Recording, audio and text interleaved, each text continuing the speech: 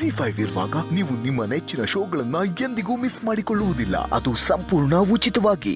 Lawyer ಸಾಹೇಬ್ರೆ, ಆದಷ್ಟು ಬೇಗ ಮಾಧವನ ಮನೆಗೆ ಹೋಗಿ ಆ ಹುಡುಗಿನ ಭೇಟಿ ಮಾಡೋಣ. ತಾತ, ಏನಿದೆಲ್ಲ ತಾತ? ನೀವ್ ಯಾರ ಬಗ್ಗೆ ಮಾತಾಡ್ತಾ ಇದ್ದೀರಾ? ಸೋಗ್ಲಾಡಿ, ಅದೊಂದು ದೊಡ್ಡ ಕತೆ. ಈ ವನಜ ಇದ್ದಾಳಲ್ಲ, ವನಜ ಜನಾರ್ದನನ ಹೆಂಡತಿ. ವನಜಳ ತಂದೆ ನಾನು ಬಾಲ್ಯ ಸ್ನೇಹಿತರು. ಈ ವನಜ ಜನಾರ್ದನ್ಗೆ ಒಂದು ಮಗು ಹುಟ್ಟಿತು.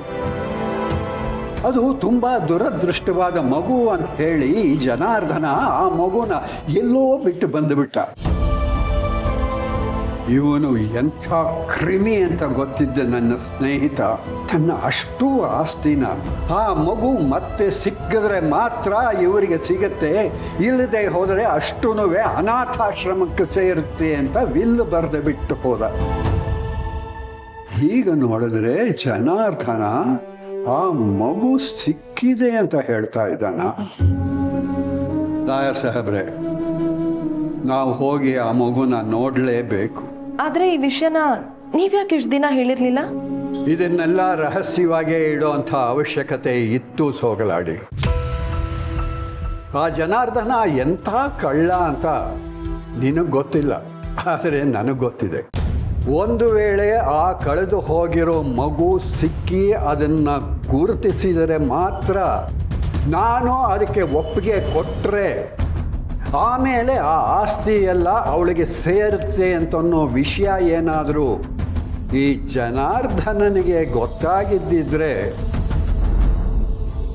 ಅವನು ನನ್ನನ್ನೂ ಬಿಡ್ತಾ ಇರಲಿಲ್ಲ.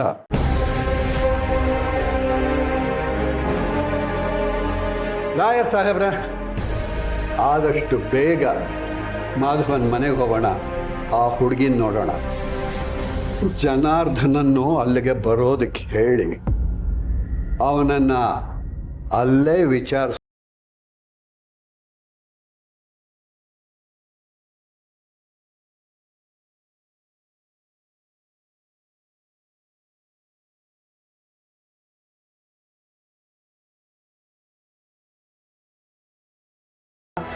ಮಾಧವ್ ಮಾವ ಅವ್ರ ಮನೆಯಲ್ಲಿ ಯಾಕೆ ಮಾತಾಡಬೇಕು? ಈಗ ಅವನು ತನ್ನ ಮಗಳನ್ನ ಆ ಮನೆ ಕೊಟ್ಟಿರೋ ತಾನೆ. ಹಾಗಾಗಿ ಜನಾರ್ದನ ಆ ಮನೆಯವರಿಗೆ ಒಂದಲ್ಲ ಒಂದು ರೀತಿ ನಂಬಿಕೆ ದ್ರೋಹ ಮಾಡ್ತಾನೆ ಇರ್ತಾನೆ. ಅಂದರೆ ಇದು ನಿಜಾನ ಸುಳ್ಳ ಅನ್ನೋ ವಿಷಯ ಕೂಡ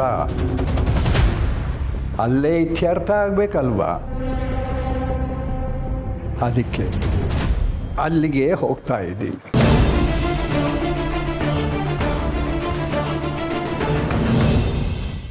ಜಿ5 ಆಪ್ ಡೌನ್ಲೋಡ್ ಮಾಡಿ ಎಲ್ಲಾ ಸಂಚಿಕೆಗಳನ್ನು ಸಂಪೂರ್ಣ ಉಚಿತವಾಗಿ ನೋಡಿ.